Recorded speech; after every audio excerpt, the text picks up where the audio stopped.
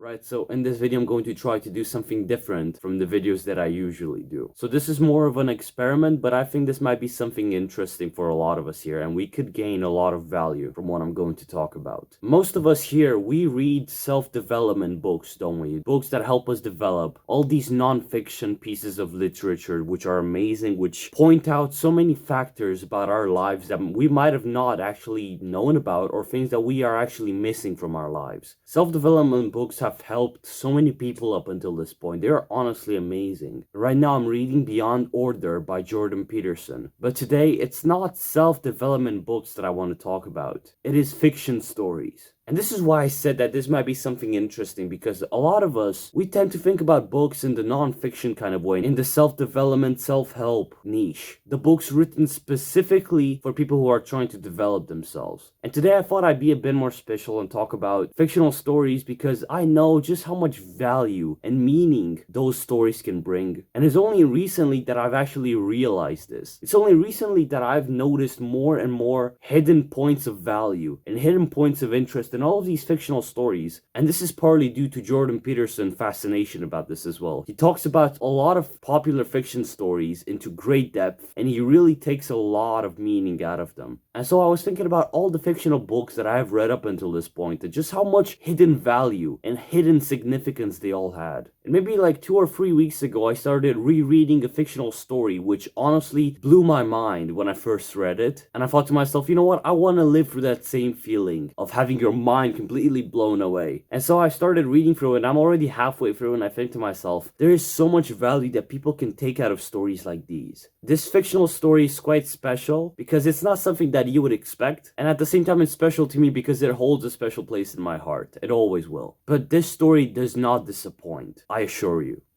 So today I want to talk to you about SS General by Sven Hassel, right? This is the book. This is a hard copy in Romanian. It has a description on the back in Romanian, but just look at that drawing, man. Look at that. Look at the significance in that drawing. It's such an interesting thing, isn't it? To have a hard copy like this. I don't know, it just, the artwork on these hard copies of this certain edition are honestly amazing, man. I love them. And they just bring a lot of meaning and insight into the book itself, and it shows that this is not just a certain war novel talking about some certain people going out and fighting wars and about how glorious it is. Because you can notice the young people dancing here, right? You can notice the young kids dancing, and right under them, it is just Siberian riflemen marching through a war zone. And that is all envisioned within the head of an SS general, right? You can see, this is the Totenkopf, you can notice that as well. A bit of insight into the actual story itself. These people dancing here, this is actually part of a few statues from Stalingrad. I cannot remember the name of the city itself now, but you probably heard about the Battle of Stalingrad, and this is what this story revolves around. It talks about Sven Hassel's experience himself in the German military in World War II. So Sven Hassel is a Danish writer who died in 2012 at age around, I think, 90 years old. I think he was born in 1917 in Denmark, so he was quite old when he died. This man wrote 14 war novels, each of them being over 300 pages long, in which he talks about his own experience, blended it with fictional story and subjectivity from him about his experience in World War II. And I've gotta say, this style of writing, I believe, is something that not a lot of people can match, especially in this niche of war novels and fictional stories blended in with reality. I believe Sven Hassel does an amazing job at blending things together and showing so much value and so many depressing and miserable and yet at the same time interesting and valuable aspects of that war. And it helps you dive deep into the experience of a man who was going through that experience of hardship and pain and misery, of absolute disgrace, and sometimes even the wish to not be alive anymore. So he dives into a lot of horrible topics, which I believe are still very worth talking about because they help you remember history so that you do not repeat it again. And so you might understand now why I thought you would think this is a very special book to talk about, since it's not something that a lot of people would address in a self-improvement video, would they? But here I'm trying to do special things, right? For special people like us, man. So this story follows Sven Hassel, who was a German soldier at the time. I cannot remember exactly in which division and which army he served, but I do know he was in the 27th Panzer Regiment. So Panzer comes from the word tank or armor in German. So he was in a tank regiment, right? And this was a disciplinary tank regiment. So this regiment was formed out of people who were basically deserters or people who were caught doing criminal activities, which at that time you didn't have to do much to actually be called a criminal. You could just steal half a bread and you would be called a criminal, and you're probably sentenced to be shot or sent into a disciplinary regiment where you probably wouldn't live more than 2 or 3 months. So you can imagine how absurd and how easy it was to be sent into this tank regiment and meet your death on the Eastern Front fighting the Russians. And sadly, this is what happens to a lot of the characters from Sven Hassel's books. So in this story, Sven is the main narrator of the actions, and he's describing his experience from his own personal point of view, adding his own subjectivity to things. And this is heavily mixed and blended with fiction, and you can probably tell from the actions that are going on in the story, but I believe it's still very worth talking about. Alongside Sven, he has a few of his comrades which are present in all of the 14 word novels, more or less. The most persistent characters in these stories are Old Man, Tiny, and Josef Porta, and along them are Gregor Martin, Barcelona Blom, Julius Heide, and a few others as well. And what I found so fascinating about this story is the way these characters blend in together and they form this very tight brotherhood, this group that they all take part in. And although most of them are so different from each other, Sven is a Danish merchant who joined the German army in 1937 hoping for a better place to stay and a better job to have because of the harsh economical situation in Denmark at that time. Old Man, or Wilhelm Bayer by his real name, was a father of several children and a wife. And he was a man who was a very calm and non-temperamental man. And because of that, he is the leader of this group, having the highest rank of all of them, being a Feldwebel. After that, we have Tiny, who is this huge guy, hence the name Tiny, who is the most temperamental, the most angriest man, and the most violent that you could ever imagine. And so there's a big distinction from Old Man and Tiny, who are so different from each other. After that, we have Josef Porta, who is basically an entrepreneur, who is basically a businessman in wartime. You can see this guy going around buying vehicles, investing in liters of vodka, a bunch of food from the canteens, and doing all of this while negotiating with other units around him. So this guy is outside of any kind of military law, but this guy is a beast when it comes to handling the flamethrower or the MG34 or MG42 light machine gun. There's also Gregor Martin, who was a civilian trucker before the war, and for a while he was the driver of a well-known military general, but after some complications he got sent into the regiment along with all the other guys. There's also Barcelona Blom, which you can guess from his name that he was a soldier that fought in the Spanish Civil War and then joined the German military during World War II. There's also the legionnaire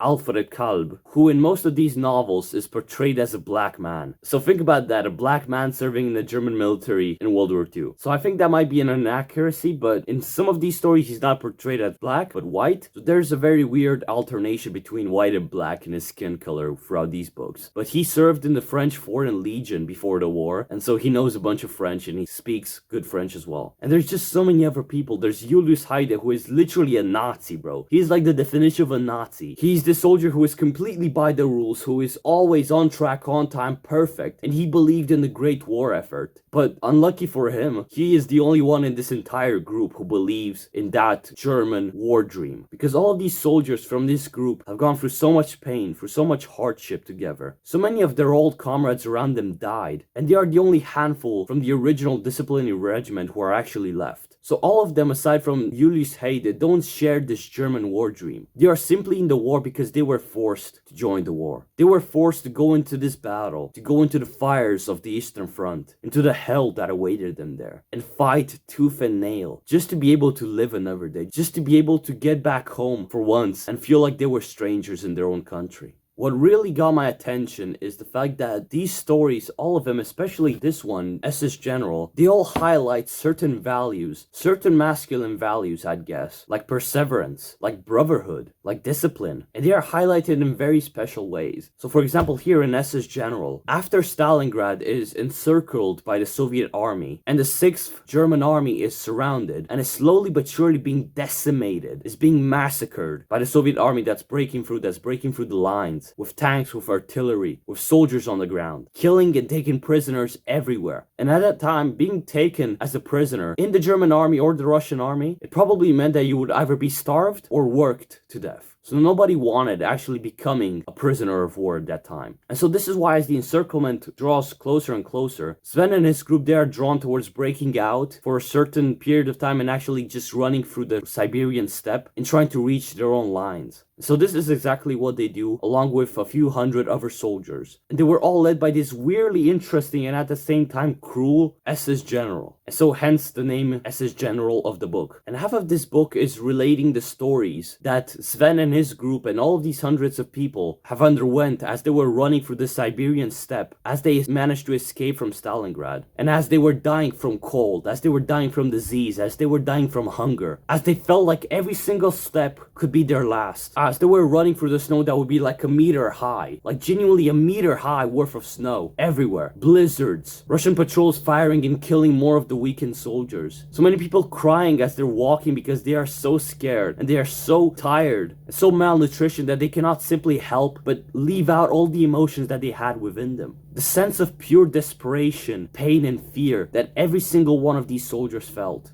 It honestly left a very, very powerful impression on me. And in the end, after weeks and weeks of running through the Siberian steppe as it's literally minus 40 degrees outside, snow about this size everywhere or even more, just piling up and piling up, people dying without food, people being malnutritioned, sick, Russian patrols firing from all sides. Less than half of these soldiers managed to actually reach the German lines again and actually get to leave Stalingrad and survive the slaughter. As I've read this story before, and as I read it now again, I just cannot help but feel a great sense of gratitude for the current position in which I am right now. I'm here, I have good clothes on me, which are not torn, which are actually decently warm. I'm in a very beautiful house, which is thermically isolated, so I don't feel the winter's cold rushing over me. I don't have to run through the Siberian steppe with like 1.5 meters of snow piling up on me, while being sick, while being wounded, while being hungry, without having enemy soldier patrols firing through the forest at me. I don't have to bear the terrifying sound of artillery strikes blowing up all around me. I don't have to hear the wounded wailing in pain and fear and desperation. I don't have to feel that sickening smell of death in my nostrils. I don't have to be covered in the blood of my own comrades, of my own brothers. And so as an end note to this video, I believe that this story portrays just how much people can go through if we are all united. This story portrays the brotherhood, the unity, and the pain and the hardship that we can all go through, that we can resist if we are together, if we are tightly bound to each other. This story represents the brotherly love and the perseverance, the discipline, the pain and the tears that have gone into each and every single one of these men's lives. This story represents the gratitude that I and so many other people out there have for being born in this era, for not having to face death in the face, for not having to face all of these miserable things head on. This story goes to the limit of the human capabilities. This story goes to the limit of what a human is physically and mentally capable of doing, and actually breaking out of that, actually doing more. There is so many times throughout this certain book where Sven was relating his experience as they were running through the forest with like a meter of snow under them, and they were just trying to run through it, and they were constantly tripping because they were so frustrated, they were so tired, they were so starved, because most of them haven't eaten anything for like a week or two. Some of them are sick, some of them are coughing up blood, some of them are dragging dead limbs and broken hands and legs around. Some of them haven't slept for the past 1 entire week, and they are genuinely at the brink of just dropping dead and leaving that Siberian snow just slowly and surely accumulate over them. And if you could get one idea out of this story, I believe that is the concept of perseverance, of discipline, of brotherhood, and just how important it is that when we feel like giving up, when we feel like the world is crumbling in on us, when we feel like we cannot take another step through that hell that we're living through, that is when we must take that step. That is when we must challenge our limits and we must go forward, and we must go beyond those limits that we have set for ourselves, that our human condition has set for ourselves, just in order to live. So yeah, man, I really hope that this video has brought some sort of value to you. I'm not sure just how meaningful it is because I'm not great at storytelling, but I really hope that if you find a chance that you will take this book, you will get this freaking book, SS General, or any kind of other book by Sven Hassel, and you will read it, and you will realize just how beautifully written these books are, and just how much value they can provide to you, just how much meaning they can bring into your life.